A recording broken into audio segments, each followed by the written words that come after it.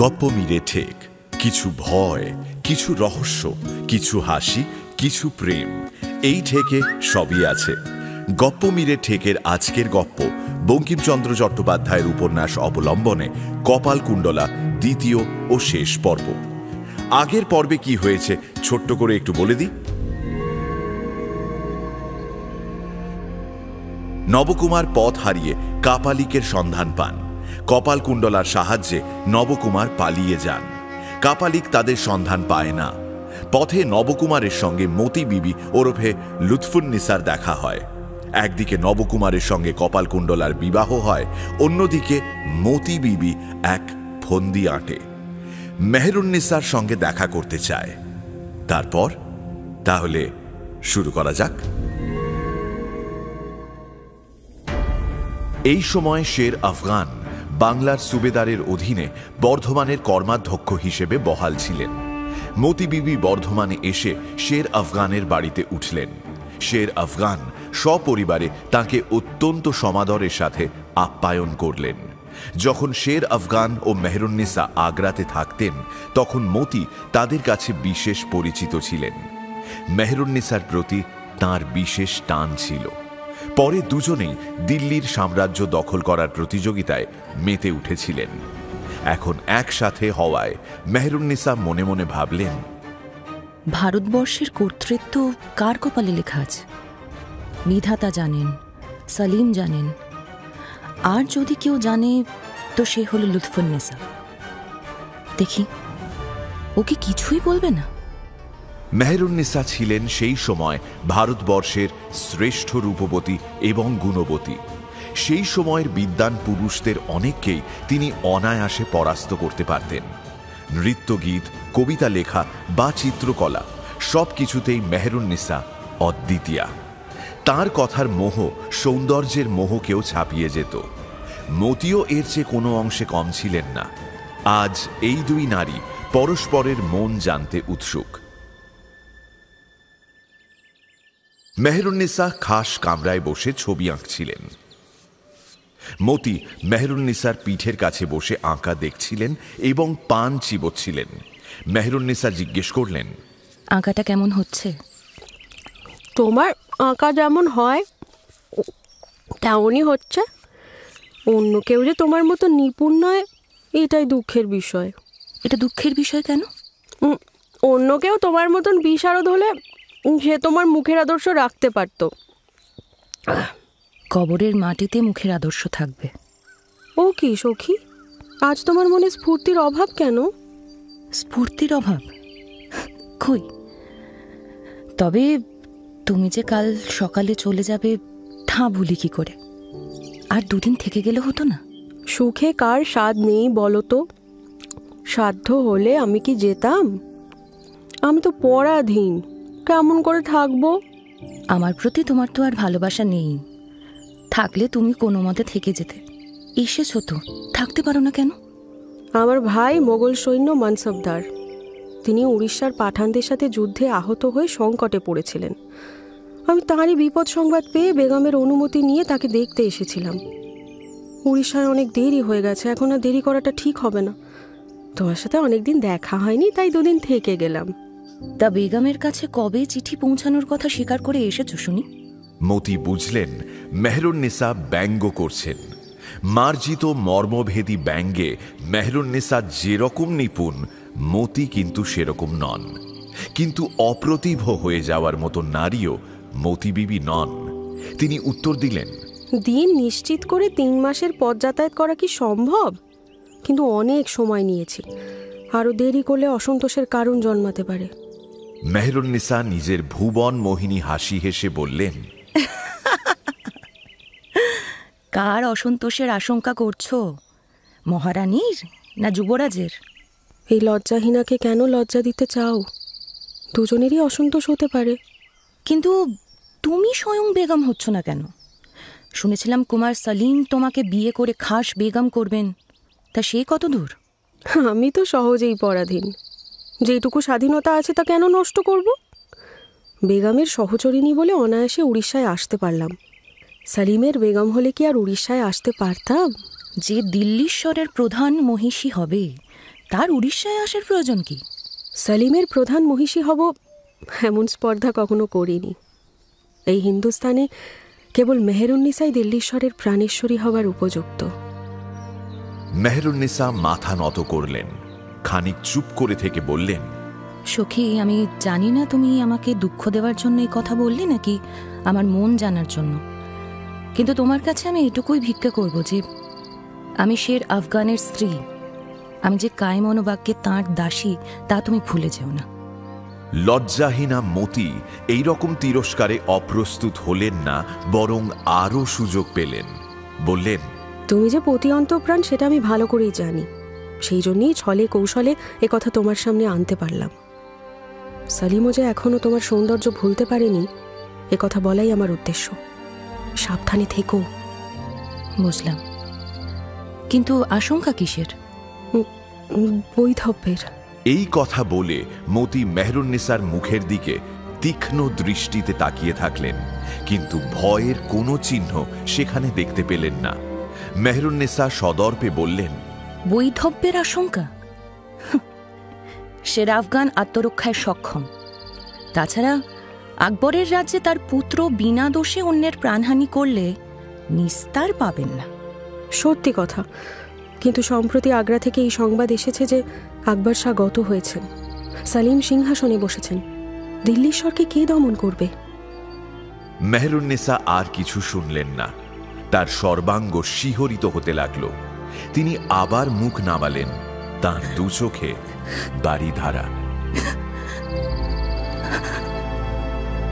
ও কি, কাঁদো কেন? সেলিম ভারতবর্ষের সিংহাসনে, আর আমি কোথায়? মতির মনস্কাম পূর্ণ হল। তিনি বললেন, তুমি এখনো যুবরাজকে ভুলে যাওনি না? কাকে ভুলে যাব?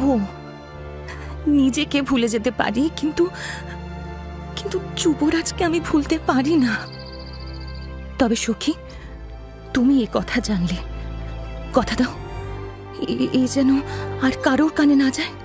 তাই হবে, কিন্তু যখন সালিম শুনবেন যে আমি বর্ধমানে এসেছিলাম, তখন তিনি অবশ্যই জিজ্ঞেস করবেন যে মেহেরুন্নিসা আমার সম্পর্কে কি বলল।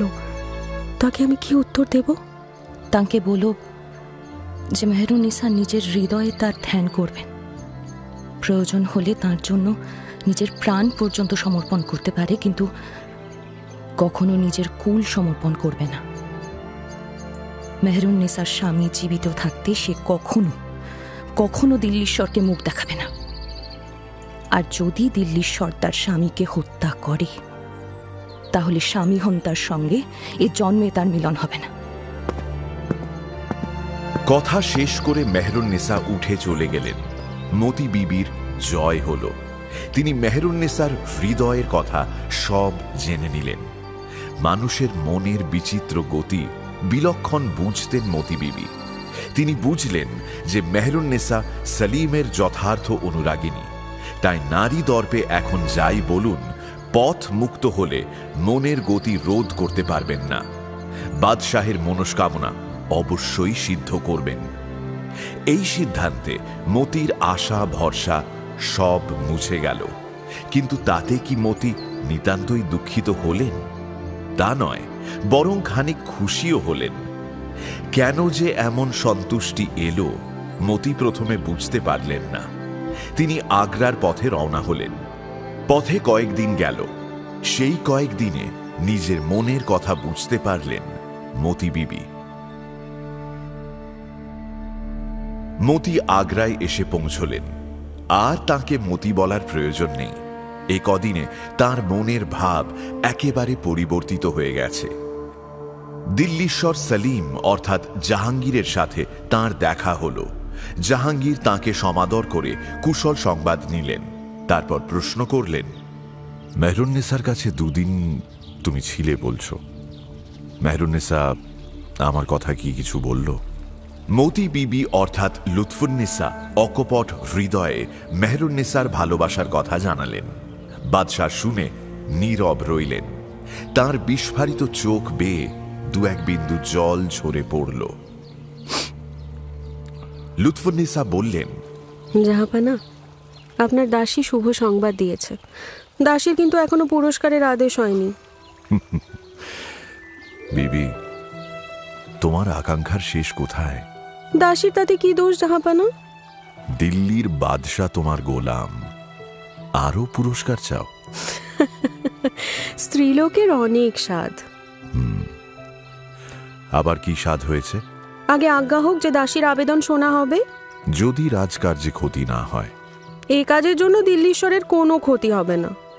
বেশ, তা স্বাদটা কি একটু শুনি।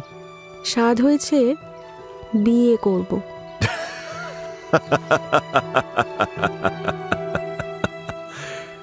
এ এক নতুন স্বাদ বটে। কোথাও সম্বন্ধ ঠিক হয়েছে? তা হয়েছে, কেবল অনুমতির অপেক্ষা। তো রাজার সম্মতি না পেলে তো কোনো সম্বন্ধ স্থির নয়। আমার সম্মতির প্রয়োজন কি? তা কাকে এই সুখের সাগরে ভাসাবে বলে ভেবেছ? আমি দিল্লীশ্বরে সেবা করেছি বলে দ্বিচারিতা করব না। আমি নিজের স্বামীকেই বিয়ে করার অনুমতি চাইছি। বটে, তাহলে দিল্লীশ্বরের কি হবে? মেহরুন্নেসাকে দিয়ে যাব। বাদশাহ জাহাঙ্গীর মনে মনে ভাবলেন, মেহরুন্নেসা যে দিল্লীশ্বরী হবেন তা লুৎফুন্নেসা সত্য বলেই ধরে নিয়েছেন। সেই কারণে নিজের অভিলাষ বিফল হল ভেবে রাজপুরী থেকে বিরাগে অবসর নিতে চাইছেন। জাহাঙ্গীর দুঃখিত হয়ে নীরব হলেন। লুৎফুন্নেসা বললেন, মহারাজের কি এ বিষয়ে সম্মতি নেই? আমার অসম্মতি নেই, কিন্তু স্বামীর সাথে আবার বিয়ের আবশ্যকতা কি? কপালের দোষে প্রথম বিয়ের পর স্বামী আমায় স্ত্রী বলে গ্রহণ করলেন না। এখন জাহাপানা কি এই দাসীকে ত্যাগ করতে পারবেন না? প্রেয়সী, তোমাকে আমি সবই দিয়েছি, তবু তোমার যদি এই ইচ্ছেই হয় তাহলে তাই করো। কিন্তু আমায় কেন ছেড়ে যাবে? এক আকাশে কি চন্দ্র সূর্য একসাথে থাকে না? এক বৃন্তে কি দুটো ফুল ফোটে না? লুৎফুন্নেসা বড় বড় চোখ করে বাদশাকে বললেন, ছোট ছোট ফুল ফুটে থাকে, একই মৃণালে দুটো পদ্ম ফোটে না। আপনার রত্ন সিংহাসনের নিচে কেন কাঁটা হয়ে থাকবো? কথা শেষ করে লুৎফুন্নেসা নিজের ঘরে গেলেন। তার এরকম মনোবাঞ্ছা কেন জন্মালো জাহাঙ্গীরের কাছে সেই বিষয় কিছুই বললেন না। অনুভবে যেমন বোঝা যেতে পারে, জাহাঙ্গীর সেরকম বুঝেই ক্ষান্ত হলেন, জটিল তত্ত্ব জানলেন না। লুৎফুন্নেসা পাষাণ হৃদয়। সালিমের রমণী হৃদয় জয় করা রাজকান্তিও কখনো লুৎফুন্নেসাকে মুগ্ধ করতে পারেনি, কিন্তু এইবার সেই পাষাণ হৃদয়ে ভালোবাসার কীট প্রবেশ করেছিল।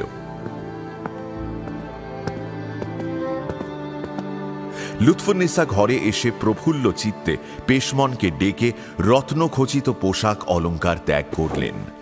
সোনা দানা খচিত পোশাক ত্যাগ করে পেশমনকে বললেন, এই পোশাকটি তুমি নাও। শুনে পেশমন খানিক অবাক হল। পোশাকটি অত্যন্ত দামি। সে বলল, হ্যাঁ, কেন? আজকের কি সংবাদ? শুভ সংবাদ বটে। তা তো বুঝতে পেরেছি।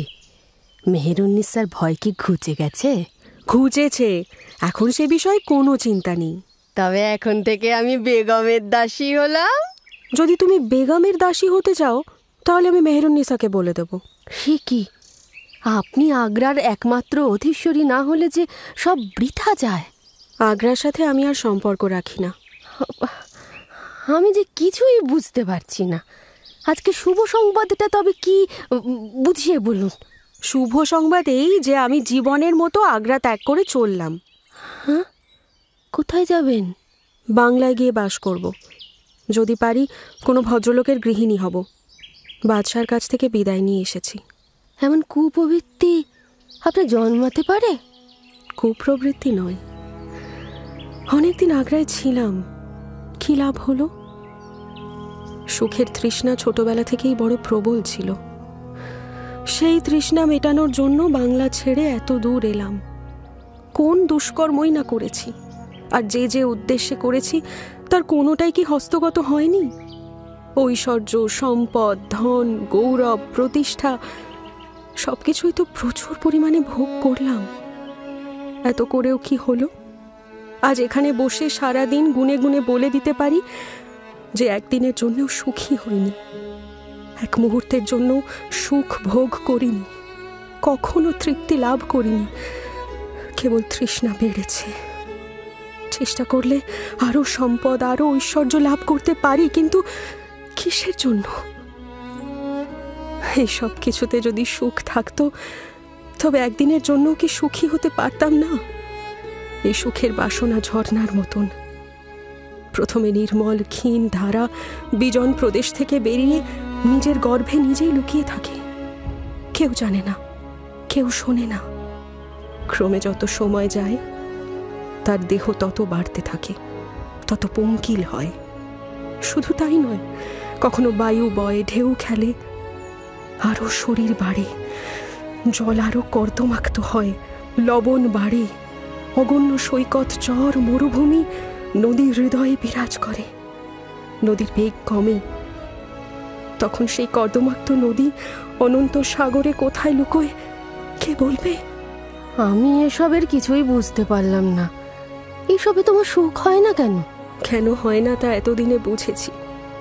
3 বছর রাজপ্রাসাদের ছায়ায় বসে যে সুখ হয়নি, উড়িষ্যা থেকে ফেরার পথে এক রাতে সেই সুখ হয়েছে। তাতেই আমি সব বুঝেছি। কি বুঝেছ? আমি এই আগ্রায় কখনো কাউকে ভালোবেসেছি? কাউকেও না। তবে পাষাণী নই তো কি? তাই এখন যদি ভালোবাসতে ইচ্ছে হয়, তবে ভালোবাসেন না কেন? মনের ইচ্ছে তো তাই, সেই জন্যই তো আগ্রা ছেড়ে চলে যাচ্ছি। তার প্রয়োজন কি? আগ্রায় কি মানুষ নেই? এখন যিনি আপনাকে ভালোবাসেন, তাকেই কেন ভালোবাসেন না? রূপে বলুন, ধনে বলুন, ঐশ্বর্যে বলুন, দিল্লির বাদশাহের চেয়ে বড় পৃথিবীতে কে আছে? আকাশে চন্দ্র সূর্য থাকতে জল কেন নিচে নামে? কপালের লিখন। লুৎফুন্নেসা সব কথা খুলে বললেন না। পাষাণ হৃদয়ে আগুন প্রবেশ করেছে। সে হৃদয়ের পাষাণ যেন গলে যাচ্ছে। মাটিতে বীজ পুঁতলে নিজে থেকেই সেটি অঙ্কুরিত হয়। তারপর দিন যায়, বছর যায়, বীজ ধীরে ধীরে বৃক্ষের রূপ ধারণ করে, এক অনন্য গাছে পরিণত হয়। লুৎফুন্নেসার প্রণয়ও এইভাবেই বেড়েছিল। প্রথম একদিন অকস্মাৎ প্রণয় ভাজনের সাথে দেখা হলো। তখন প্রণয় সঞ্চার বিশেষ জানতে পারলেন না, কিন্তু প্রণয়ের অঙ্কুর হয়ে রইল। তারপর আর সাক্ষাৎ হলো না, কিন্তু অদর্শনে বারবার সেই মুখ মনে পড়তে লাগলো। স্মৃতিপটে সেই মুখের আদল যেন সুখ স্মৃতি হয়ে রইল। বীজে অঙ্কুর জন্মালো। চিত্তের ধর্ম হল, যে মানসিক কর্ম যত বেশিবার করা যায়, সেই কর্মে তত বেশি প্রবৃত্তি হয়, সেই কর্ম পরে স্বভাব সিদ্ধ হয়। লুৎফুন্নেসা সেই মুখ বারবার মনে মনে ভাবতে লাগলেন। দিল্লির সিংহাসন তাঁর কাছে লঘু হল। রাজ্য, রাজধানী, রাজসিংহাসন সব বিসর্জন দিয়ে প্রিয়জনকে দেখার উদ্দেশ্যে বেরোলেন। সেই প্রিয়জন নবকুমার। এই জন্যই লুৎফুন্নেসা মেহরুন্নেসার কথা শুনেও অসুখী হননি। এই জন্যই আগ্রায় এসে তিনি সম্পদ রক্ষায় যত্নবান হলেন না। এই জন্যই জন্মের মতন বাদশাহর কাছ থেকে বিদায় নিলেন। লুৎফুন্নেসা সপ্তগ্রামে এলেন। রাজপথ থেকে একটু দূরেই নগরীর মধ্যে এক অট্টালিকাতে থাকা শুরু করলেন। রাজপথের পথিকরা দেখলেন অকস্মাৎ এই অট্টালিকা দাস দাসীতে ভরে উঠেছে। প্রতিটি ঘরের সজ্জা অত্যন্ত সুন্দর। সোনা রূপখচিত সরঞ্জাম, হাতির দাঁতের তৈরি সামগ্রী, মণিমাণিক্য আর সুগন্ধে পরিপূর্ণ। এরকম সজ্জিত একটি ঘরে মুখ নিচু করে লুৎফুন্নেসা বসে আছেন। অন্য একটি আসনে বসে আছেন নবকুমার। সপ্তগ্রামে এর আগে নবকুমারের সাথে লুৎফুন্নেসার 2-1বার সাক্ষাৎ হয়েছিল মাত্র। নবকুমার কিছুক্ষণ চুপ থেকে বললেন, তবে আমি এখন চললাম, তুমি আর আমাকে ডেকো না। যেও না, আর একটু থাকো, আমার যা বলার তা এখনো শেষ হয়নি। নবকুমার আরো কিছুক্ষণ অপেক্ষা করলেন, কিন্তু লুৎফুন্নেসা কিছুই বলতে পারলেন না, শুধু নীরবে চোখের জল ফেলছিলেন।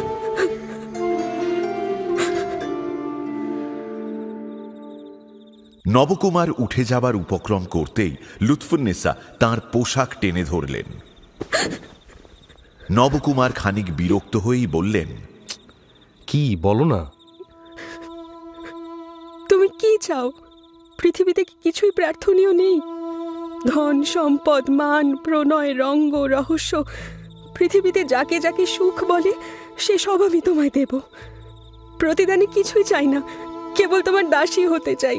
তোমার যে স্ত্রী হব সেই গৌরব চাই না, কেবল দাসী হতে চাই। আমি দরিদ্র ব্রাহ্মণ, এই জন্মে তাই থাকব। তোমার দেওয়া ধন সম্পদ আমি নিতে পারবো না। নবকুমার এখনো পর্যন্ত জানতে পারেননি যে এই রমণী তার প্রথম স্ত্রী। লুৎফুন্নেসা মুখ নামিয়ে রাখলেন। নবকুমার তার হাত থেকে পোশাক ছাড়িয়ে নিলেন। লুৎফুন্নেসা আবার নবকুমারের পোশাক টেনে বললেন, ভালো, সে যাও। বিধাতার যদি সেই ইচ্ছে হয় তাহলে আমার সব মনোবাসনা অতল জলে ডুবিয়ে দেব।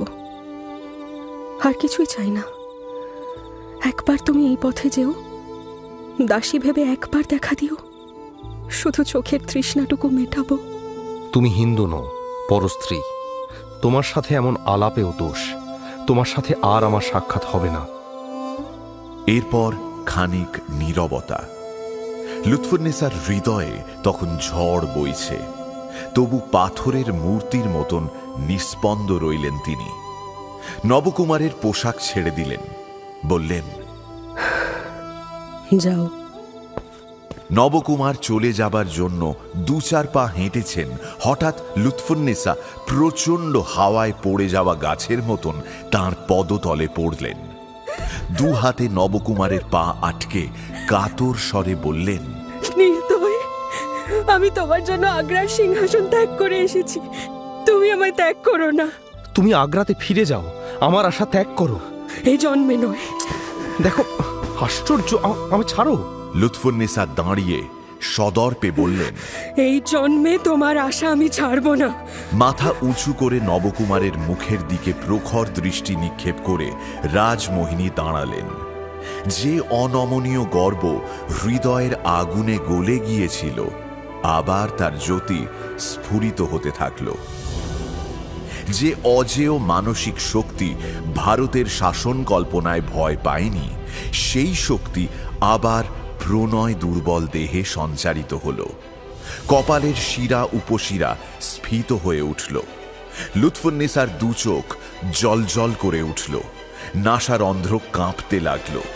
স্রোতে যেমন রাজহাঁস গতির বিরুদ্ধে রুখে দাঁড়ায়, তেমনি উন্মাদ লুৎফুন্নেসা মাথা তুলে দাঁড়ালেন, বললেন, এ জন্মে না, এ জন্মে তুমি আমারই হবে। সেই ক্রোধে উন্মত্ত মূর্তি দেখে নবকুমার ভয় পেলেন। লুৎফুন্নেসার এই অনির্বচনীয় রূপ আগে কখনো দেখেননি নবকুমার। সে রূপ বজ্রের মতো মনোমোহিনী দেখে নবকুমার ভয় পেলেন। তার মনে পড়ল আর এক তেজময়ী মূর্তির কথা। একদিন নবকুমার তার প্রথম স্ত্রী পদ্মাবতীর প্রতি বিরক্ত হয়ে তাকে ঘর থেকে বের করে দিতে উদ্যত হয়েছিলেন। 12 বছরের মেয়েটি তখন সদর্পে তাঁর দিকে ফিরে দাঁড়িয়েছিল। এমন ভাবেই তার চোখ জ্বলে উঠেছিল, এমন ভাবেই তার কপালে রেখা জেগে উঠেছিল। বহুকাল তাকে মনে নেই, এখন মনে পড়ল। সংশয় পড়ে নবকুমার চাপা গলায় ধীরে ধীরে জিজ্ঞাসা করলেন, তুমি কে? লুৎফুন্নেসার চোখের তারা আরো উজ্জ্বল হয়ে উঠল। বললেন, আমি পদ্মাবতী। উত্তরের আশা না রেখেই লুৎফুন্নেসা চলে গেলেন। নবকুমারও শঙ্কিত মনে নিজের ঘরে চলে গেলেন। ঘরে ফিরে লুৎফুন্নেসা দরজা বন্ধ করলেন। 2 দিন সেই ঘর থেকে বেরোলেন না। এই 2 দিনে নিজের কর্তব্য স্থির করে দৃঢ় প্রতিজ্ঞ হলেন। সূর্য অস্তাচলগামী। লুৎফুন্নেসা পেশমনের সাহায্যে পোশাক পরছিলেন। আশ্চর্য বেশভূষা, রমণী বেশের কোনো চিহ্ন নেই। আয়নায় নিজেকে দেখে পেশমনকে জিজ্ঞেস করলেন, কেমন পেশমন, আমাকে চেনা যাচ্ছে? কার সাধ্য? তবে আমি চললাম। আমার সাথে যেন কোনো দাসী না যায়। যদি দাসীর অপরাধ না নেন তাহলে একটা কথা বলি। কি? আপনার উদ্দেশ্য কি? আপাতত কপালকুণ্ডলার সাথে স্বামীর চিরবিচ্ছেদ, পরে তিনি আমার হবেন। ভালো করে বিবেচনা করুন। পথের নিবিড় বন, রাত নামছে, আর আপনি একাকিনী। লুৎফুন্নেসা এই কথার কোনো উত্তর না দিয়ে প্রস্থান করলেন। সপ্তগ্রামের যে জনহীন বনময় উপনগর প্রান্তে নবকুমারের বাড়ি, সেই দিকে চললেন। সেখানে পৌঁছতে পৌঁছতে রাত নেমে এলো। নবকুমারের বাড়ির কাছেই এক বড় বন আছে। তারই প্রান্তভাগে একটা গাছের তলায় তিনি বসলেন। যে দুঃসাহসিক কাজে নেমেছিলেন সেসব নিয়েই ভাবছেন, এমন সময় কিছু শব্দ তার কানে এলো। উঠে দাঁড়িয়ে চারদিক চেয়ে দেখলেন বনের মাঝে একটি আলো দেখা যাচ্ছে। লুৎফুন্নেসা অসীম সাহসী, আলোর শিখা লক্ষ্য করে পৌঁছে গেলেন সেই স্থানে। গাছের আড়াল থেকে যজ্ঞের আলো দেখলেন, মন্ত্রপাঠ শুনলেন। মন্ত্রের মধ্যে একটি শব্দ শুনে বুঝলেন সেটি একটি নাম। শোনা মাত্র লুৎফুন্নেসা যজ্ঞকারীর কাছে গিয়ে বসলেন।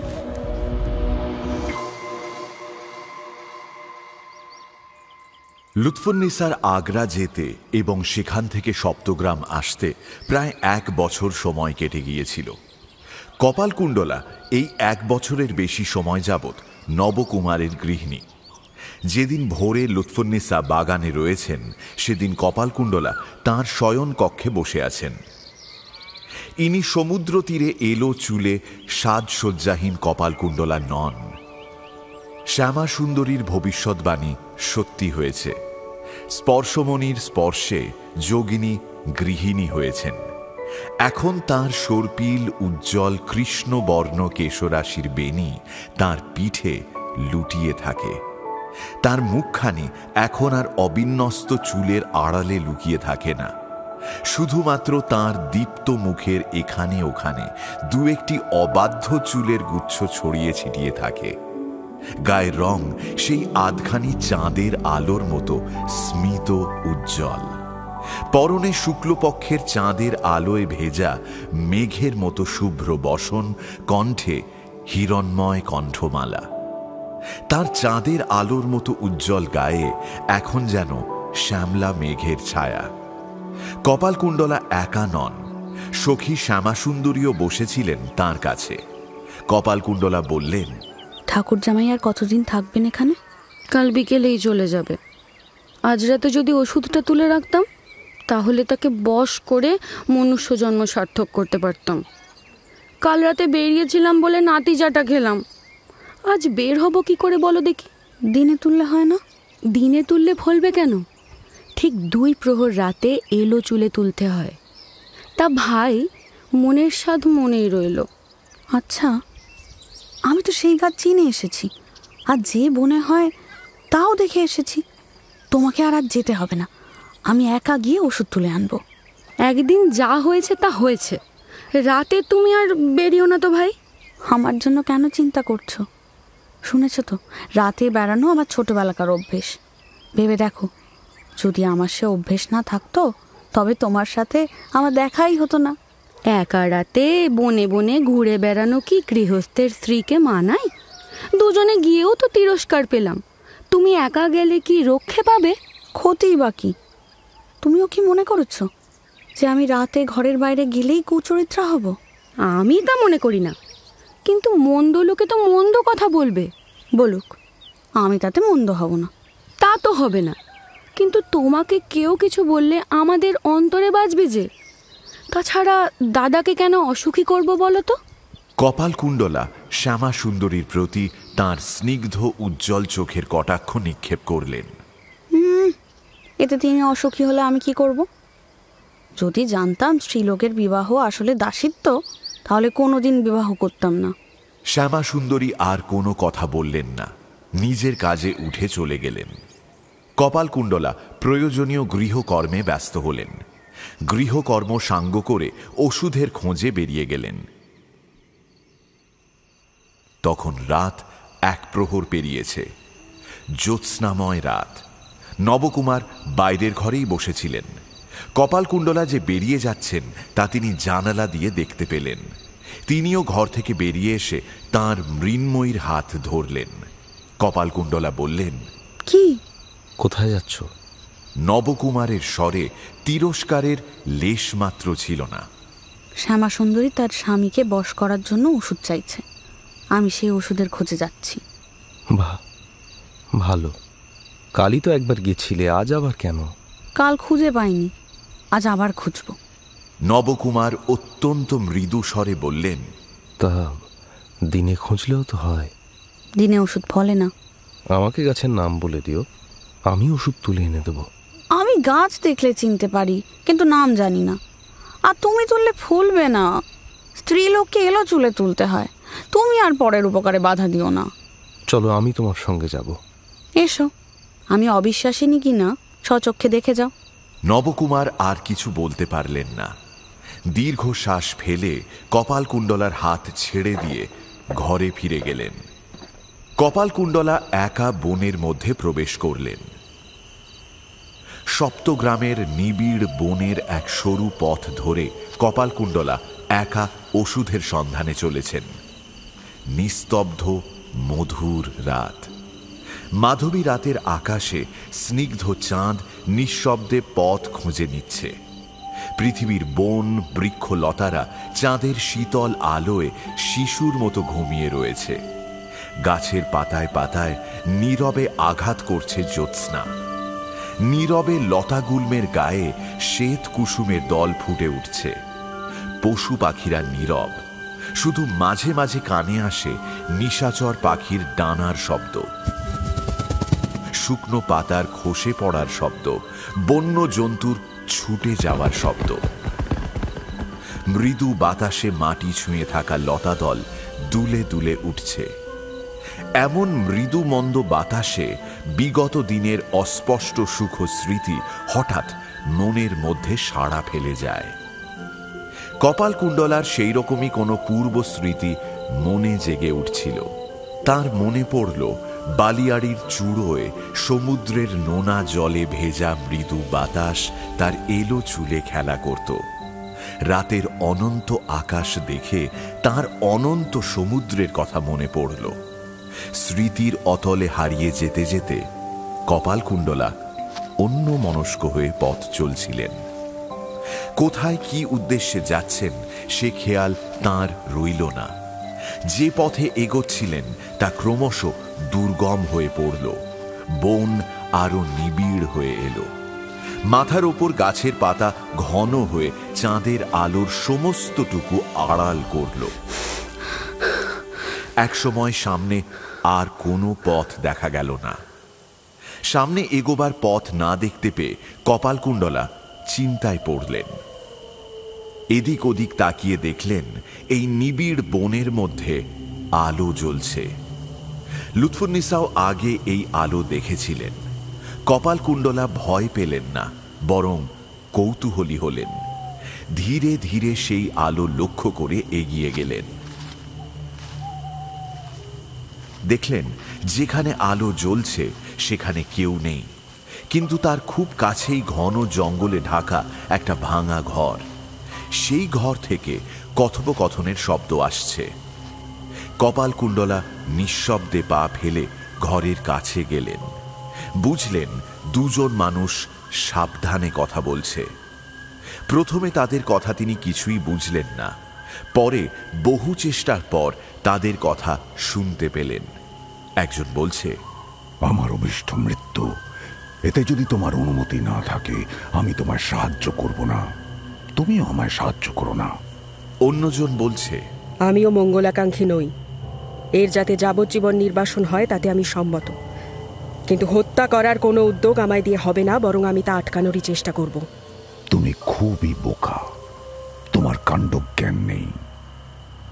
আমি তোমায় যা বলছি মন দিয়ে শোনো। অতি গূঢ় বৃত্তান্ত বলবো, তার আগে একবার চারদিকে দেখে এসো অন্য কেউ শুনতে পাচ্ছে কিনা।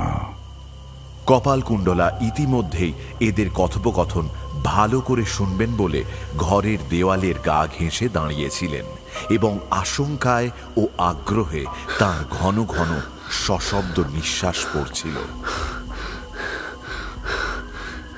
সঙ্গীর কথায় দুজনের মধ্যে একজন ঘর থেকে বেরিয়ে এলেন এবং এসেই কপালকুণ্ডলাকে দেখতে পেলেন। কপালকুণ্ডলাও পরিষ্কার চাঁদের আলোয় আগন্তুক পুরুষের অবয়ব স্পষ্ট দেখতে পেলেন। দেখে ভয় পাবেন না আনন্দিত হবেন স্থির করতে পারলেন না। আগন্তুকের পরনে ব্রাহ্মণের বেশ, সামান্য ধুতি ও উত্তরীয়। ব্রাহ্মণ কুমারের বয়স অল্প, মুখে বার্ধক্যের লেশ মাত্র নেই। মুখখানি সুন্দরী রমণীর মতোই সুন্দর, কিন্তু সে মুখের তেজ ও গৌরব সাধারণ রমণীর মুখে দুর্লভ।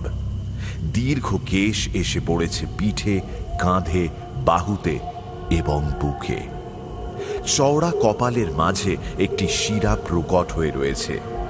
চোখ দুটিতে বিদ্যুতের তেজ, হাতে খোলা তলোয়ার। কিন্তু তার এই রূপের মধ্যে এক অদ্ভুত ভাব ব্যক্ত হচ্ছিল। তার সুবর্ণ দেহে কোনো এক করাল কামনার ছায়া পড়েছিল। তার অন্তর্ভেদী কটাক্ষে কপালকুণ্ডলার মনে ভয়ের সঞ্চার হল। দুজনেই দুজনের দিকে খানিকক্ষণ চেয়ে রইলেন। তারপর আগন্তুক তাকে জিজ্ঞেস করলেন, তুমি কে? যদি 1 বছর আগে হিজলির কেয়া বনে কপালকুণ্ডলাকে এই প্রশ্ন করা হতো তবে তিনি তখনই সঙ্গত উত্তর দিতেন।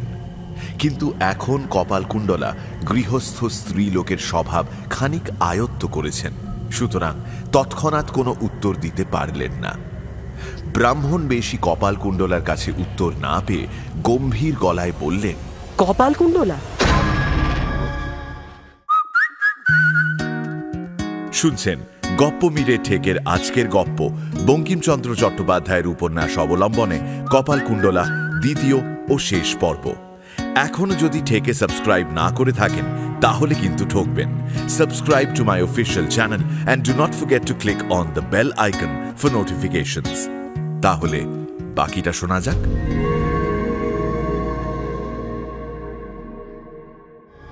তুমি এত রাতে এই নিবিড় বনে কি করছো?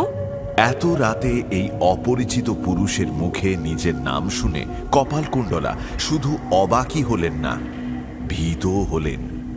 আবারও তিনি কোনো উত্তর দিতে পারলেন না। ব্রাহ্মণ বেশি আবার জিজ্ঞেস করলেন, তুমি আমাদের কথাবার্তা শুনেছ? এবার যেন হঠাৎ কপালকুণ্ডলা বাক শক্তি ফিরে পেলেন।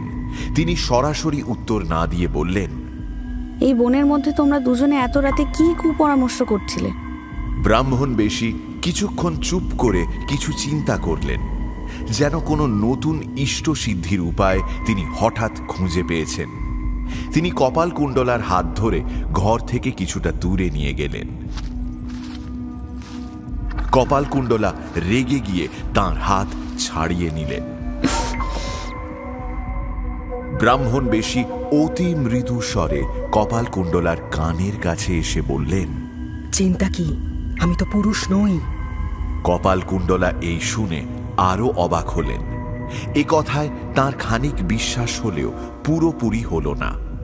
ঘর থেকে যে দূরত্বে তাঁরা এলেন তাতে ঘরের ভেতর থেকে তাদের দেখা যাবে না। সেখানে এসে সেই ব্রাহ্মণ বেশি তাঁকে বললেন, আমরা যে কুপরামর্শ করছিলাম তা শুনবে? সে তোমারই সম্বন্ধে। কপালকুণ্ডলার আগ্রহ অত্যন্ত বেড়ে গেল। তিনি বললেন, শুনবো। তবে যতক্ষণ না ফিরি এখানেই অপেক্ষা করো। এই বলে ছদ্মবেশী ঘরে ফিরে গেলেন। কপালকুণ্ডলা কিছুক্ষণ সেখানে বসে রইলেন, কিন্তু যা তিনি দেখেছেন এবং শুনেছেন তাতে তাঁর খানিক ভয় জন্মেছিল। এখন একা অন্ধকার বনের মধ্যে বসে থাকতে থাকতে তাঁর দুশ্চিন্তা বেড়ে গেল। এই ছদ্মবেশী কি মতলবে তাঁকে এখানে বসিয়ে রেখে গেলেন তা কে বলতে পারে? হয়তো সুযোগ পেয়ে নিজের কুমতলব সিদ্ধ করতেই তাঁকে রেখে গেছেন এখানে। এদিকে সেই ব্রাহ্মণ বেশির ফিরে আসতে যথেষ্ট দেরি হচ্ছিল। কপালকুণ্ডলা আর বসে থাকতে পারলেন না। উঠে দ্রুত পায়ে বাড়ির পথ ধরলেন। আকাশে মেঘ ঘনিয়ে এলো ধীরে ধীরে। বনের মাটিতে যে সামান্য আলো এসে পড়ছিল তাও মিলিয়ে যেতে লাগলো। কপালকুণ্ডলা আর এক তিল সময়ও নষ্ট করলেন না। দ্রুত পায়ে বনের মধ্যে থেকেও বেরিয়ে এলেন। আসার সময় যেন তার পেছন পেছন অন্য মানুষের পায়ের শব্দও শুনতে পেলেন, কিন্তু পিছনে ফিরে অন্ধকারে কাউকে দেখতে পেলেন না। কপালকুণ্ডলা মনে করলেন সেই ব্রাহ্মণ বেশি হয়তো তাঁর পিছু নিয়েছেন। সংকীর্ণ পথ ধরে তিনি বনের মধ্যে থেকে বেরিয়ে এলেন। বনের বাইরে তেমন অন্ধকার নয়, দৃষ্টিপথে কোনো মানুষ থাকলে সহজেই চোখে পড়বে, কিন্তু তিনি কিছুই দেখতে পেলেন না। কিন্তু আবারও মানুষের পায়ের শব্দ পেলেন। তিনি দ্রুত পায়ে চলতে লাগলেন। আকাশ কালো মেঘে ছেয়ে গেল। কিছুক্ষণের মধ্যেই অঝোর ধারায় বৃষ্টি নামল। কপালকুণ্ডলা দৌড়তে আরম্ভ করলেন। যে তার পিছু নিয়েছিল সেও যে দৌড়তে আরম্ভ করেছে তার পায়ের শব্দে তার স্পষ্ট বোঝা গেল। বাড়ির কাছে পৌঁছবার আগেই কপালকুণ্ডলার সর্বাঙ্গ বৃষ্টিতে ভিজে গেল। মেঘের গর্জন আর ঘন ঘন বিদ্যুতের শব্দ, মুষলধারে বৃষ্টি পড়তে লাগল। কপালকুণ্ডলা কোনো ক্রমে আত্মরক্ষা করে বাড়ি ফিরলেন। উঠোন পেরিয়ে ভেতরে প্রবেশ করলেন। দরজা খোলাই ছিল। দরজা বন্ধ করার জন্য তিনি উঠোনের দিকে ফিরলেন। হঠাৎ মনে হলো উঠোনে একজন দীর্ঘদেহী পুরুষ দাঁড়িয়ে আছেন। সেই সময় একবার বিদ্যুৎ চমকালো। সেই বিদ্যুতের আলোতেই তাকে চিনতে পারলেন কপালকুণ্ডলা, সমুদ্র তীরের সেই কাপালিক। কপালকুণ্ডলা ধীরে ধীরে দরজা বন্ধ করে শয়নকক্ষে এলেন। পালঙ্কে শুয়ে পড়লেন। মানুষের মন সমুদ্রের মতো, তার ওপর দিয়ে দুর্বার ঝড় বয়ে গেলেও তার ঢেউ কেই বা গুনতে পারে। সেই রাতে মনে অত্যন্ত আঘাত পেয়ে নবকুমার অন্তঃপুরে আসেননি। শয়নকক্ষে কপালকুণ্ডলা একাকিনী, কিন্তু তার ঘুম এলো না। ঝড়ের রাতে প্রচণ্ড বর্ষার মধ্যে সর্বাঙ্গ ভেজা জটাজুটধারী কাপালিকের মুখই যেন তিনি বারবার চারিদিকে দেখতে লাগলেন। আগের সমস্ত বৃত্তান্ত একত্রিত করে ভাবতে লাগলেন তিনি। কাপালিকের সাথে যে আচরণ করে কপালকুণ্ডলা চলে এসেছিলেন, কাপালিক নিবিড় বনের মধ্যে যেসব পৈশাচিক কার্যকলাপ করতেন, সব তার মনে পড়তে লাগলো। তাঁর করা ভৈরবী পুজো, নবকুমারের বন্ধন, এসব একে একে তাঁর স্মৃতিতে উজ্জ্বল হয়ে উঠল। কপালকুণ্ডলা শিউরে উঠলেন। এরপর আজ রাতের সমস্ত ঘটনাও তার মনের মধ্যে ভিড় করে এলো। শ্যামার ওষুধ চাওয়া, নবকুমারের নিষেধ, নবকুমারের প্রতি কপালকুণ্ডলার দুর্ব্যবহার, বনের জ্যোৎস্না, গভীর অন্ধকার, বনের সেই আগন্তুক সহচর, তাঁর অবর্ণনীয় রূপ, সমস্ত কিছু তাঁর মনে পড়তে লাগল। ধীরে ধীরে পূব আকাশ আলো করে সূর্যোদয় হল। কপালকুণ্ডলার খানিক ঘুম এলো। সেই আধো ঘুমে কপালকুণ্ডলা স্বপ্ন দেখতে লাগলেন। তিনি সেই বহুকাল আগে দেখা সমুদ্রের বুকে নৌকো করে যাচ্ছেন। নৌকোটি সুন্দর করে সাজানো, তাতে বসন্ত রঙের পতাকা উড়ছে। নাবিকেরা ফুলের মালা গলায় দিয়ে দাঁড় বাইছে। রাধা শ্যামের অনন্ত প্রণয় গীত গাইছে। পশ্চিম আকাশ থেকে সূর্যের সোনালি আলো ছড়িয়ে পড়ছে। সোনা রঙের রোদ এসে পড়ছে সমুদ্রে। সেই রোদে আকাশের গায়ে ইতিউতি খেলা করা মেঘ গা ভিজিয়ে নিচ্ছে। হঠাৎ রাত হলো। সূর্য কোথায় যেন লুকিয়ে গেল। ঘন নীল মেঘে আকাশ ছেয়ে গেল। সমুদ্রে আর দিক নির্ণয় সম্ভব হলো না। নাবিকেরা নৌকো ফিরিয়ে নিল। কোন দিকে বাইবে স্থির করে উঠতে পারল না।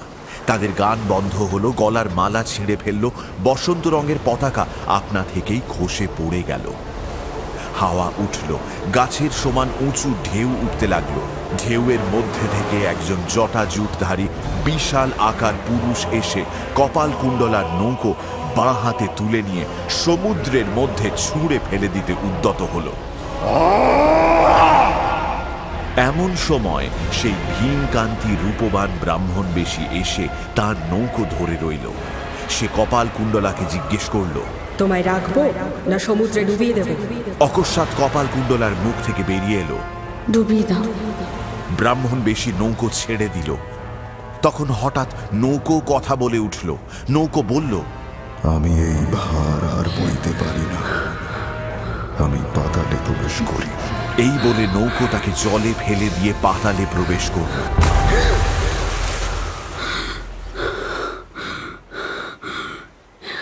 স্বপ্ন ভেঙে যেতেই কপালকুণ্ডলা ঘর্মাক্ত হয়ে উঠে বসলেন।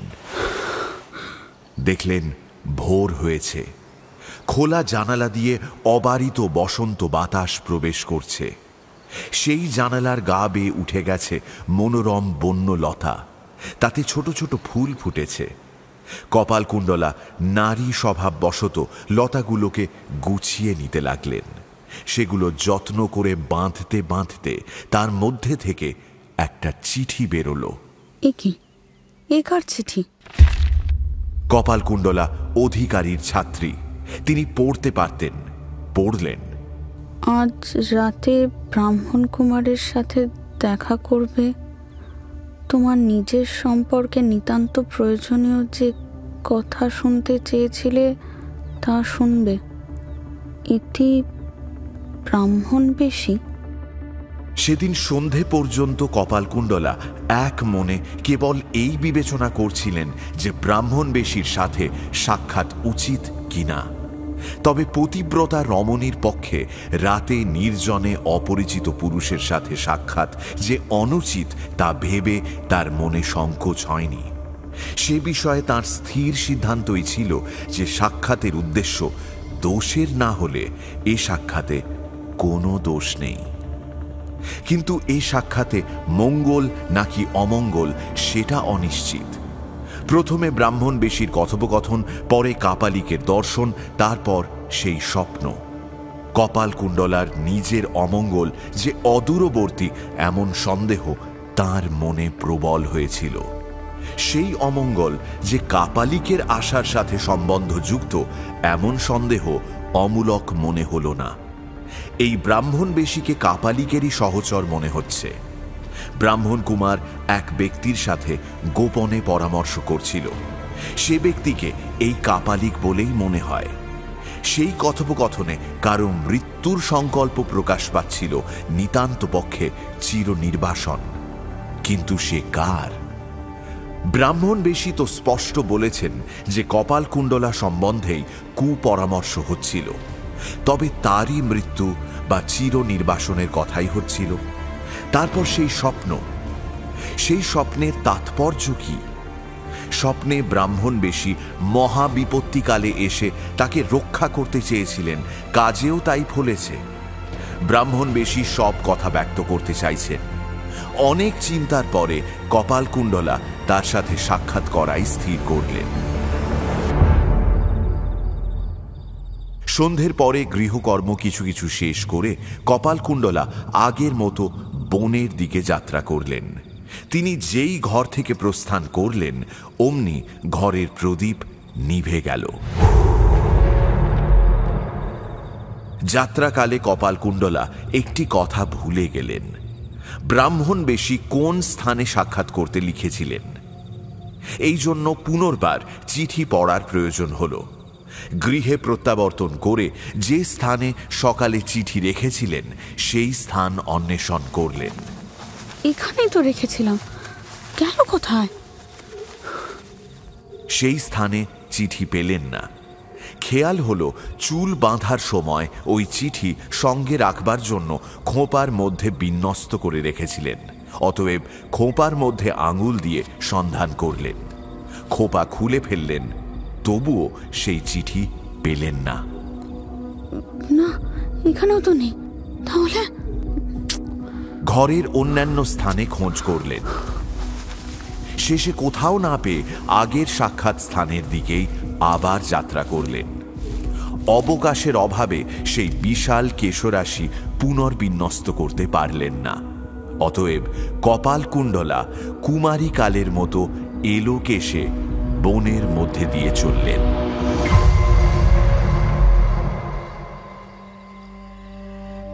যখন সন্ধ্যের মুখোমুখি কপালকুণ্ডলা গৃহকাজে ব্যস্ত ছিলেন, তখন চিঠি খোঁপার বাঁধন খুলে মাটিতে পড়ে গিয়েছিল।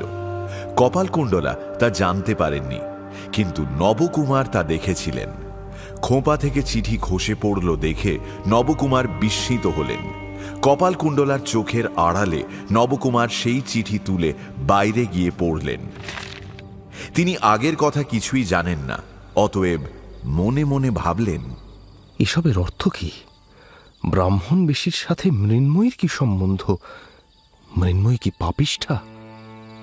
চিঠি পাঠ করে নবকুমার মৃন্ময়ীর প্রতি বিশ্বাস হারিয়ে ফেললেন। ইতিপূর্বেই নবকুমার দেখেছিলেন যে কপালকুণ্ডলা তাঁর নিষেধ সত্ত্বেও যখন যেখানে ইচ্ছে সেখানে একাকী যেতেন। নবকুমারের কথা অবহেলা করে রাতে একাকী বন ভ্রমণ করতেন। নবকুমার নীরবে বসে অনেকক্ষণ কাঁদলেন। কপালকুণ্ডলা, মৃন্ময়ী তুমি, ছি ছি ছি ছি। একটু শান্ত হয়ে স্থির করলেন আজ তিনি কপালকুণ্ডলাকে কিচ্ছু বলবেন না। কপালকুণ্ডলা যখন সন্ধ্যের সময় বনের দিকে যাত্রা করবেন, তখন গোপনে তাকে অনুসরণ করবেন। তারপর কপালকুণ্ডলাকে কিছু না জানিয়ে নিজের জীবন বিসর্জন দেবেন। এ জীবনের দুর্বহ ভার বইতে তার আর শক্তি নেই। কপালকুণ্ডলার বেরোনোর প্রতীক্ষায় তিনি খিড়কি দুয়ারের দিকে তাকিয়ে রইলেন। কপালকুণ্ডলা প্রস্থান করে কিছু দূর গেলে নবকুমারও তাকে অনুসরণ করলেন। এমন সময় কপালকুণ্ডলা চিঠির জন্য প্রত্যাবর্তন করলেন দেখে নবকুমারও সরে গেলেন। শেষে কপালকুণ্ডলা আবার বেরিয়ে কিছু দূর গেলে নবকুমার আবার তাকে অনুসরণ করে বেরোতে যাবেন। এমন সময় দেখলেন দরজা আবৃত করে এক দীর্ঘকায় পুরুষ দাঁড়িয়ে রয়েছে। কে সে ব্যক্তি, কেন দাঁড়িয়ে আছে তা জানতে নবকুমারের কিছুমাত্র ইচ্ছে হল না। তার দিকে চেয়েও দেখলেন না। তিনি কেবল কপালকুণ্ডলার প্রতি দৃষ্টি রাখার জন্য ব্যস্ত। অতএব পথ মুক্তির জন্য আগন্তুকের বুকে হাত দিয়ে সরাতে গেলেন, কিন্তু তাকে সরাতে পারলেন না। নবকুমার বললেন, কে তুমি? আমার পথ ছাড়ো। কে আমি? তুমি কি চেনো না? নবকুমার চেয়ে দেখলেন সেই পূর্ব পরিচিত জটাজুটধারী কাপালিক। নবকুমার চমকে উঠলেন, কিন্তু ভয় পেলেন না। সহসা তার মুখ প্রফুল্ল হল। বললেন, কপালকুণ্ডলা কি তোমার সাথে সাক্ষাৎ করতে যাচ্ছে? না। জ্বলে ওঠা আশার প্রদীপ তখনই নির্বাণ হওয়াতে নবকুমারের মুখ আগের মতো মেঘময় অন্ধকারাবিষ্ট হল। তবে তুমি পথ ছাড়ো। পথ ছেড়ে দিচ্ছি, কিন্তু তোমার সাথে আমার কিছু কথা আছে। আগে শোনো। আমার সাথে তোমার কি কথা? তুমি আবার আমার প্রাণনাশের জন্য এসেছো? প্রাণ নাও, আমি এবার কোনো ব্যাঘাত করব না। কেন আমি দেবতুষ্টির জন্য শরীর দিলাম না? এখন তার ফল ভোগ করছি। যে আমাকে রক্ষা করেছিল সেই আমাকে নষ্ট করলো। কাপালিক, আমাকে এবার অবিশ্বাস করো না। আমি এখনই এসে তোমার কাছে আত্মসমর্পণ করব। আমি তোমার প্রাণ নিতে আসিনি। ভবানীর তা ইচ্ছে নয়। আমি যা করতে এসেছি তা তোমার পছন্দ হবে। ঘরের ভেতর চলো, আমি যা বলি তা শোনো। এখন নয়, পরে শুনবো।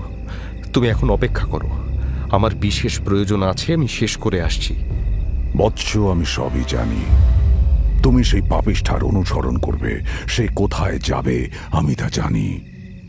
আমি তোমায় সেই স্থানে নিয়ে যাব। দেখতে চাও, দেখাবো। এখন আমার কথা শোনো, ভয় করো না। তোমাকে আমার আর কোনো ভয় নেই, এসো। এই বলে নবকুমার কাপালিককে ঘরের ভেতর নিয়ে গেলেন। তাকে আসন দিলেন এবং নিজেও বসলেন। তারপর বললেন, বলো। কাপালিক আসন গ্রহণ করে দু হাত নবকুমারকে দেখালো।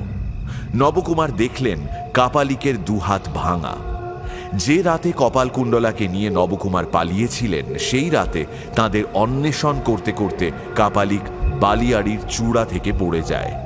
পড়ার সময় দুহাতে মাটি আঁকড়ে শরীর রক্ষা করতে চেষ্টা করেছিল, তাতে শরীর বাঁচল বটে, কিন্তু দুটি হাত ভেঙে গেল।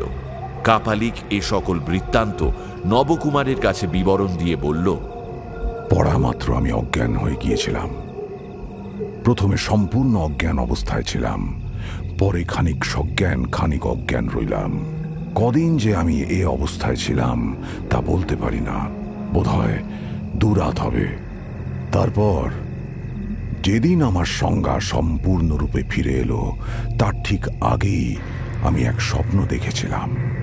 বলতে বলতে কাপালিকের শরীর রোমাঞ্চিত হয়ে উঠল। যেন ভবানী এসে আমার সামনে দাঁড়িয়েছেন, ভ্রুকুটি করে আমায় তাড়না করছেন, বলছেন, দুরাচার, তোরই চিত্তশুদ্ধির জন্য আমার পুজোরে বিঘ্ন হয়েছে। তুই এ পর্যন্ত ইন্দ্রিয় লালসায় বদ্ধ হয়ে এই কুমারীর রক্তে আমার পুজো করিসনি। অতএব কুমারীর জন্যেই তোর পূর্বকৃত্য ফল বিনষ্ট হল। আমি তোর কাছে আর কখনো পুজো গ্রহণ করব না। তখন আমি কেঁদে জননীর চরণে লুটিয়ে পড়লাম। মা, মাগো, মাগো ক্ষমা করো, মাগো প্রসন্ন হও, মা, মাগো আমাকে এভাবে ত্যাগ করো না, মা, মাগো, মা, মা আমায় ক্ষমা করো, মা। তিনি প্রসন্ন হয়ে বললেন, এর একমাত্র প্রায়শ্চিত্ত হলো সেই কপালকুণ্ডলাকে আমার কাছে বলি দিতে হবে। যতদিন না পারিস আমার পুজো করিস না। সেরে উঠে আমি দেবীর আজ্ঞা পালন করবার চেষ্টা আরম্ভ করলাম। দেখলাম যে এই হাতে শিশুর বলও নেই, অতএব একজন সহচরের প্রয়োজন হলো।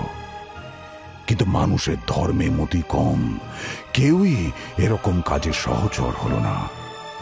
বহু সন্ধানে আমি পাপিয়সী কপালকুণ্ডলার বাসস্থানের খোঁজ পেলাম, কিন্তু বাহুবলের অভাবে ভবানীর আজ্ঞা পালন করতে পারিনি। আমি কেবল মানস সিদ্ধির জন্য তন্ত্রের বিধান অনুসারে ক্রিয়াকলাপ করে থাকি মাত্র। কাল রাতে নিকটস্থ বনে হোম করছিলাম, সচক্ষে দেখলাম কপালকুণ্ডলার সাথে এক ব্রাহ্মণ কুমারের মিলন হলো। আজও সে তার সাক্ষাতে যাচ্ছে। দেখতে চাও? দেখতে চাও? এসো, আমার সাথে এসো, দেখাবো। নবকুমার চুপ করে রইলেন। কাপালিক বলে চলল, বৎস, কপালকুণ্ডলা বধ যোগ্য। আমি ভবানীর আজ্ঞায় তাকে বধ করব। সে তোমারও বিশ্বাসঘাতিনী, তোমারও বধের যোগ্য। অতএব তুমি আমাকে সাহায্য করো। এই অবিশ্বাসিনীকে ধরে আমার সাথে যজ্ঞস্থানে নিয়ে চলো, সেখানে নিজের হাতে একে বলি দাও। পবিত্র কর্মে অক্ষয় পূর্ণ সঞ্চয় হবে, বিশ্বাসঘাতিনীর দণ্ড হবে, প্রতিশোধের চরম হবে। নবকুমার কোনো উত্তর দিলেন না। কাপালিক তাকে নীরব দেখে বলল, বৎস, এখন যা দেখাবো বলেছিলাম তা দেখতে চলো। নবকুমার ঘরবাক্ত কলেবরে কাপালিকের সঙ্গে চললেন।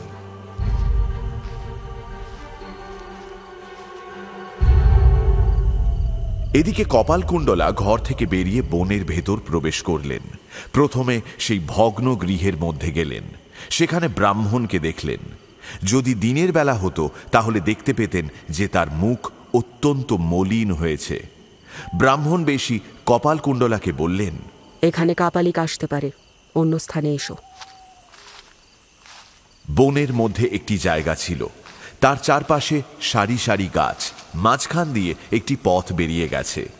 ব্রাহ্মণ বেশি কপালকুণ্ডলাকে সেখানে নিয়ে গেলেন। দুজনেই বসার পর ব্রাহ্মণ বেশি বললেন, প্রথমে আত্মপরিচয় দিই। কতদূর আমার কথা বিশ্বাসযোগ্য তা নিজেই বিবেচনা করে নিও। যখন তুমি স্বামীর সঙ্গে হিজলি প্রদেশ থেকে আসছিলে তখন পথে রাতে এক যবন কন্যার সাথে দেখা হয়। তোমার কি তা মনে পড়ে? যিনি আমাকে গয়না দিয়েছিলেন? আমি সেই। তুমি তুমি সেই? আরও বিস্ময়ের বিষয় আছে। আমি তোমার শপথ নিই। সে কি? ব্রাহ্মণবেশী অর্থাৎ লুৎফুন্নিসা প্রথম থেকে শেষ অবধি আত্মপরিচয় দিতে লাগলেন। বিবাহ, জাতিভ্রংশ, স্বামীর ত্যাগ করা, ঢাকা, আগ্রা, বাদশাহ জাহাঙ্গীর, মেহরুন্নিসা, আগ্রা ত্যাগ, সপ্তগ্রামে বাস, নবকুমারের সাথে দেখা, নবকুমারের ব্যবহার, আগের দিন সন্ধে ছদ্মবেশে বনে আসা হোমকারীর সাথে সাক্ষাৎ, সবটা বললেন। তুই কি উদ্দেশ্যে আমাদের বাড়িতে ছদ্মবেশে আসতে চেয়েছিলে? তোমার সাথে তোমার স্বামীর চিরবিচ্ছেদের উদ্দেশ্যে। তা কি প্রকারে সিদ্ধ হতো? সে কথাই আর কাজ কি, সে পথ ত্যাগ করেছি। এখন যদি তুমি আমার পরামর্শ মতো কাজ করো তাহলে আমার কামনাও সিদ্ধ হবে, অথচ তোমার মঙ্গল সাধন হবে। হোমকারীর মুখে তুমি কার নাম শুনেছিলে? তোমারই নাম শুনেছিলাম। তিনি তোমার মঙ্গল না অমঙ্গল কামনায় হোম করছেন তা জানবার জন্য প্রণাম করে তার কাছে বসলাম। যতক্ষণ না তার কাজ শেষ হয় ততক্ষণ সেখানেই বসে রইলাম। হোম শেষ হলে কৌশলে হোমের উদ্দেশ্য জিজ্ঞেস করলাম। কিছুক্ষণ তার সাথে কথা বলে জানতে পারলাম তোমার অমঙ্গল সাধনেই এই হোম। আমারও সেই প্রয়োজন, তাও তাকে জানালাম। তখনই পরস্পরের সহায়তা করব বলে কথা দিলাম। বিশেষ পরামর্শের জন্য তিনি আমাকে ভগ্ন গৃহের মধ্যে নিয়ে গেলেন। সেখানে নিজের উদ্দেশ্য জানালেন। তোমার মৃত্যুই তার উদ্দেশ্য, তাতে আমার কোনো ইষ্ট নেই। আমি এ জন্মে কেবল পাপই করেছি, কিন্তু পাপের পথে আমার এত দূর অধঃপতন হয়নি যে আমি এক নিরপরাধীকে হত্যা করতে পারি। আমি তাদের রাজি হলাম না। এই সময় তুমি সেখানে উপস্থিত হয়েছিলে, বোধ করি কিছু শুনে থাকবে। শুনেছি। সে ব্যক্তি আমাকে অবোধ অজ্ঞান বিবেচনা করে কিছু উপদেশ দিতে চাইল। শেষে কি দাঁড়ায় তা জেনে তোমায় উচিত সংবাদ দেব বলে তোমাকে বনের মধ্যে আড়ালে রেখে গেলাম। তারপর আর ফিরে এলে না কেন? তিনি অনেক কথা বললেন, শুনতে শুনতে দেরি হলো। তুমি তাকে ভালো করে চেনো, কে সে বুঝতে পারছো? আমার পূর্ব পালক কাপালিক। সেই বটে। কাপালিক তোমায় সমুদ্রের তীরে কুড়িয়ে পাওয়া, তোমায় প্রতিপালন করা, তারপর নবকুমারের আগমন, তার সাথে তোমার পালিয়ে যাওয়া, এই সমস্ত কথা বললেন। তোমাদের পালানোর পর যা যা হয়েছিল তাও বললেন। সেই সব বৃত্তান্ত তুমি জানো না, তোমায় সেসবই খুলে বলছি। এই বলে লুৎফুন্নিসা কাপালিকের পাহাড় থেকে পড়ে যাওয়া, তার হাত ভাঙা ইত্যাদি সমস্তই বললেন।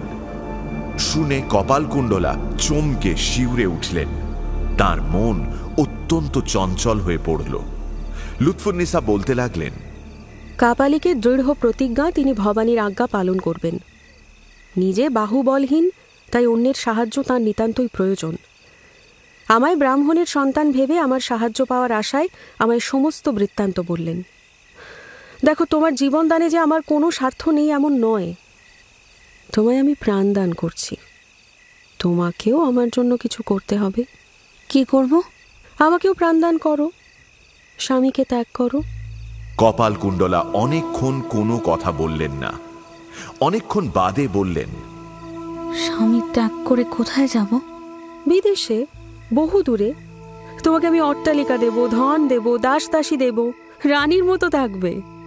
কপালকুণ্ডলা আবার চিন্তা করতে লাগলেন। মানুষ চোখে সারা পৃথিবী খুঁজলেন, কোথাও কাউকে দেখতে পেলেন না। নিজের অন্তরে খুঁজলেন, সেখানে নবকুমারকে দেখতে পেলেন না। তবে কেন লুৎফুন্নিসার সুখের পথে কাঁটা হবেন?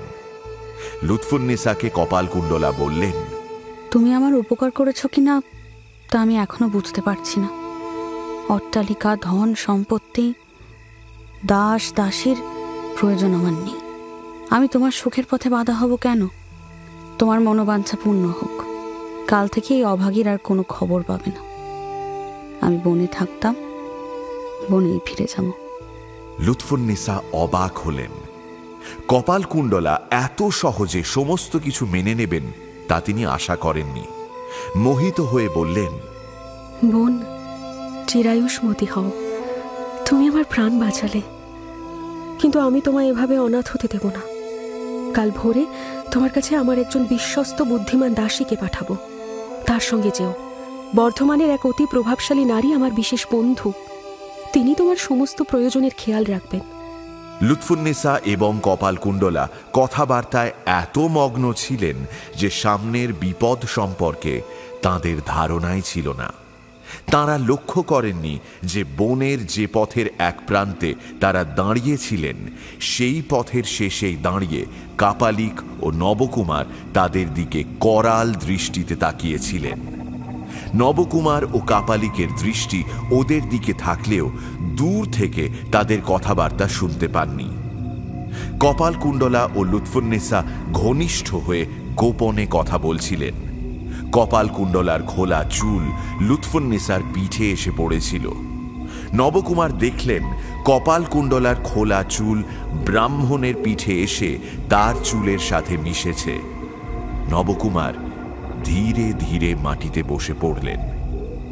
কাপালিক এই দেখে নিজের কোমর থেকে নারকেলের পাত্র বের করে বলল, বৎস, শক্তি হারাচ্ছ, এই মহৌষধ খাও, মা ভবানীর প্রসাদ, খেলে শক্তি ফিরে পাবে।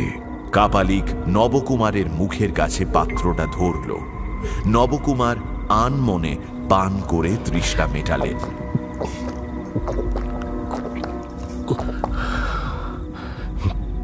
নবকুমার জানতেন না যে এই সুস্বাদু মহৌষধ আসলে কাপালিকের নিজের হাতে তৈরি এক প্রচণ্ড তেজস্বিনী সুরা। খেয়ে তিনি শক্তি ফিরে পেলেন। এদিকে লুৎফুন্নেসা আগের মতোই কপালকুণ্ডলাকে মৃদু স্বরে বলতে লাগলেন, সখী, তুমি যে কাজ করলে তা শোধ করার ক্ষমতা আমার নেই, তবু তুমি যদি আমায় চিরদিন মনে রাখো তাতেই আমার সুখ। যে গয়নাগুলো দিয়েছিলাম তা শুনেছি তুমি দরিদ্র ব্রাহ্মণকে দান করেছ। এখন কাছে তো কিছুই নেই। কালকের প্রয়োজন ভেবে আমি চুলের ভেতর একটা আংটি লুকিয়ে এনেছিলাম। জগদীশ্বরের কৃপায় সেই পাপ কাজের কোনো দরকার থাকলো না। এই আংটিটি তুমি রাখো। এই আংটি দেখে তুমি আমায় মনে রেখো। আজ যদি স্বামী কিছু জিজ্ঞেস করে, এই আংটি কোথায় পেলে, বলো লুৎফুন্নেসা দিয়েছে। এই বলে লুৎফুন্নেসা নিজের আঙুল থেকে দামি আংটি খুলে কপালকুণ্ডলার হাতে দিলেন। নবকুমার সেটাও দেখতে পেলেন। কাপালিক তাকে ধরেছিলেন। নবকুমার আবার কাঁপছেন দেখে কাপালিক আবার তাকে সুরাপান করালো। এই নাও, আরো একটু পান করো, নাও।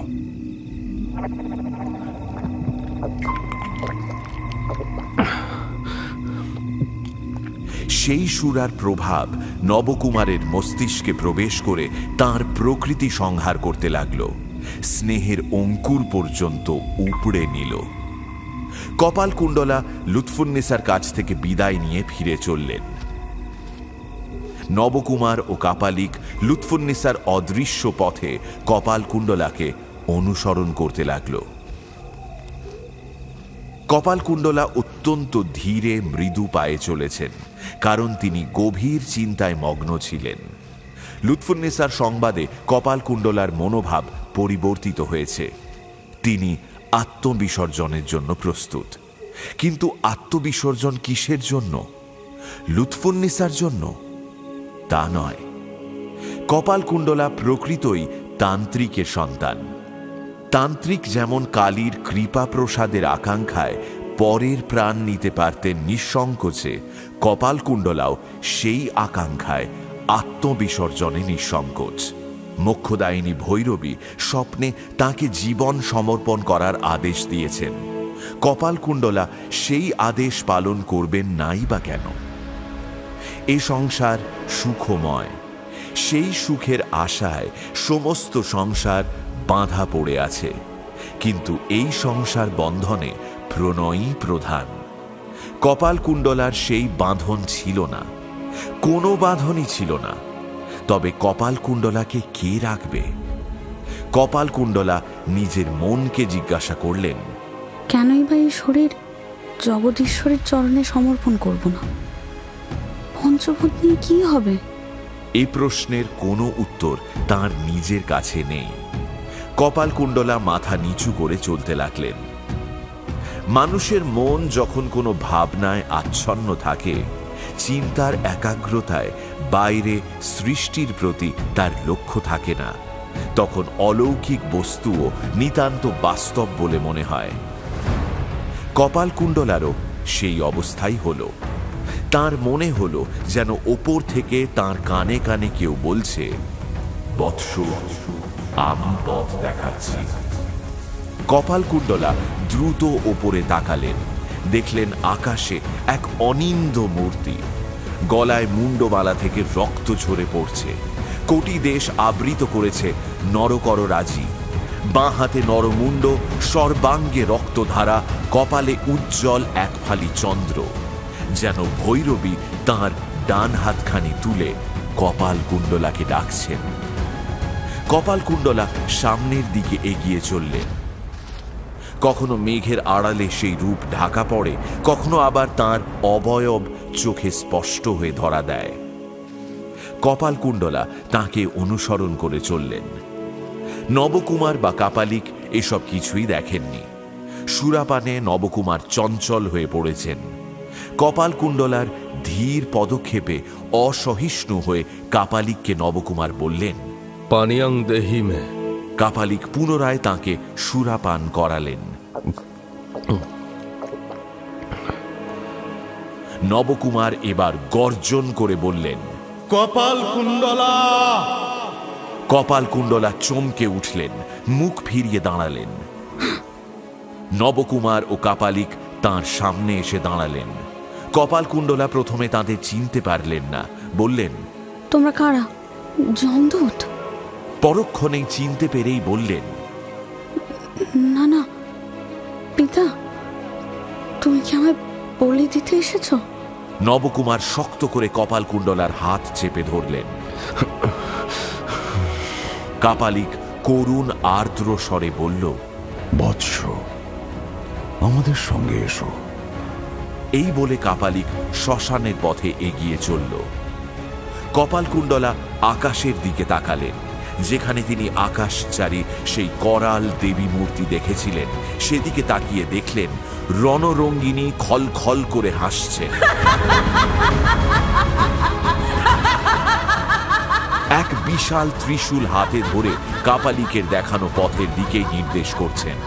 কপালকুণ্ডলা বিনা বাক্যে কাপালিককে অনুসরণ করলেন। নবকুমার আগের মতোই তাঁর হাত শক্ত করে ধরে থাকলেন।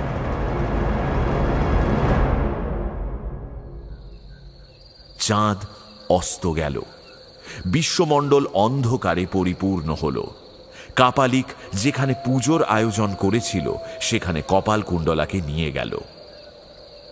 গঙ্গার ধারে এক বিশাল সৈকত ভূমি। দুই সৈকতের মাঝে জোয়ারের সময় অল্প জল থাকে, ভাঁটার সময় জল থাকে না। এখন জল নেই। শ্মশান ভূমির যে মুখ গঙ্গার দিকে, সেই মুখ খুব উঁচু। জলে নামতে গেলে অনেক উঁচু থেকে জলে পড়তে হয়। তার উপর অবিরাম বাতাসে ঢেউয়ের ক্রমাগত আঘাতে উপকূলের মাটিতে ক্ষয় ধরেছিল। কখনো কখনো মাটির খণ্ড স্থানচ্যুত হয়ে গভীর জলে পড়ে যেত। পুজোর স্থানে প্রদীপ নেই। কাঠের টুকরোয় আগুন জ্বলছিল। তার ক্ষীণ অস্পষ্ট আলোয় শ্মশান ভূমি আরো বিভৎস দেখাচ্ছিল। সামনে পুজো, হোম, বলি প্রভৃতির পরিপূর্ণ আয়োজন। গঙ্গার বুকে চৈত্র মাসের দুর্বার বাতাস বইছে। ঢেউয়ের কলকল শব্দ ভেসে আসছে। শ্মশান ভূমিতে সব খাদক পশুদের কর্কশ ডাক মাঝে মাঝে কানে আসছে। কাপালিক নবকুমার ও কপালকুণ্ডলাকে কুশাসনে বসিয়ে তন্ত্রের বিধান অনুযায়ী পুজো আরম্ভ করল।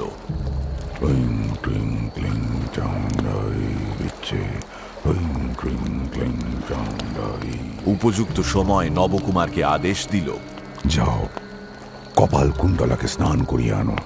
নবকুমার কপালকুণ্ডলার হাত ধরে শ্মশান ভূমির ওপর দিয়ে তাকে স্নান করাতে নিয়ে চললেন। তাদের পায়ে হাড়ের টুকরো বিঁধতে লাগল। নবকুমারের পায়ের আঘাতে একটি জল ভরা শ্মশান কলসি ভেঙে গেল। তার পাশেই একটি মৃতদেহ পড়েছিল। কেউ সৎকার করেনি। দুজনেই সেই সব দেহ স্পর্শ করল। চারিদিকে সব ভুক পশুদের দল ঘুরে বেড়াচ্ছে। মানুষের পায়ের শব্দ পেয়ে তারা চিৎকার করে উঠল। কেউ আক্রমণ করতে এলো, কেউ বা পায়ে শব্দ করেই চলে গেল। কপালকুণ্ডলা দেখলেন নবকুমারের হাত কাঁপছে। কপালকুণ্ডলা নিজে কিন্তু স্থির, নির্ভীক।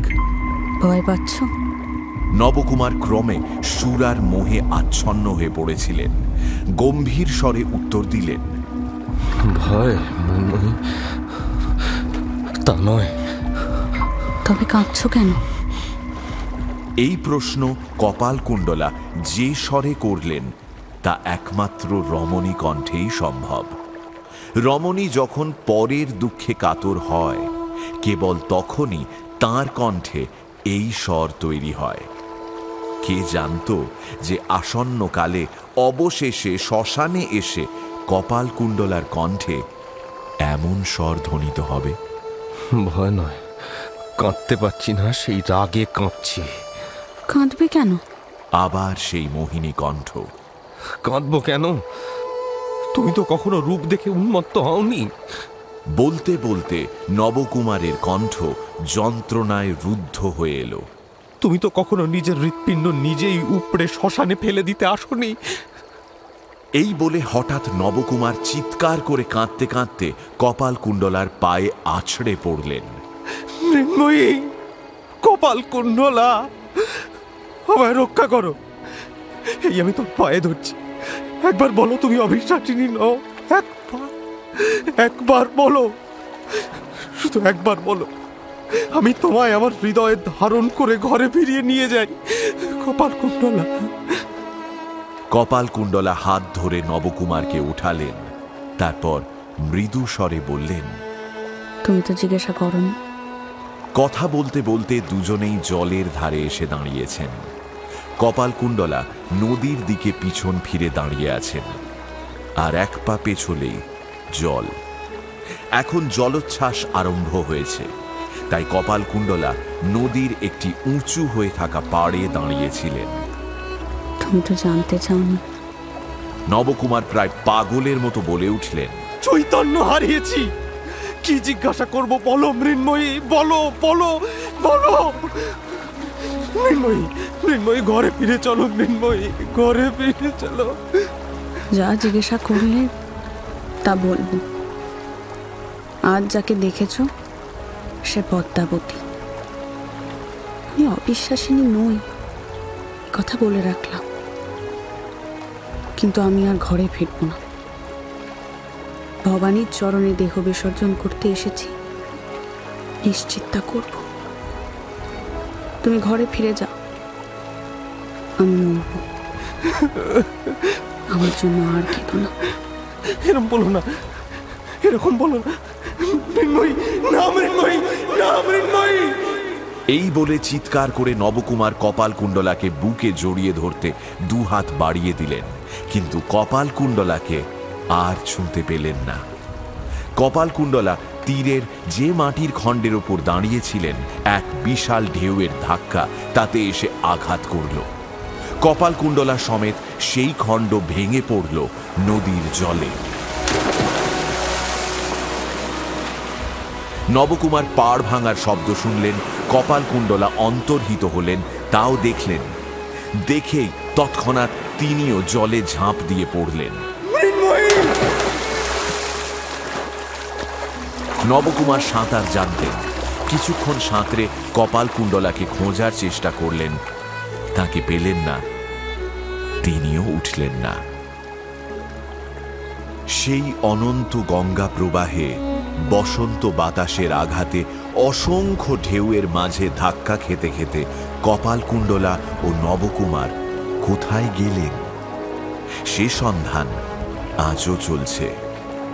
বসন্ত বাতাস আজও যখন গঙ্গা প্রবাহে আঘাত করে, দিকে দিকে সন্ধান চলে দুটি প্রাণীর, নবকুমার ও কপালকুণ্ডলা।